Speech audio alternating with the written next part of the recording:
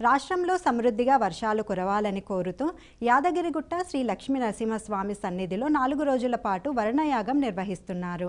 యాదగిరి కొండపై శ్రీ పర్వతవర్ధిని పార్వతీ సమేత రామలింగేశ్వర స్వామి ఆలయంలో వరుణ దీక్షలతో శాస్త్రోక్తంగా యాగం ప్రారంభించారు.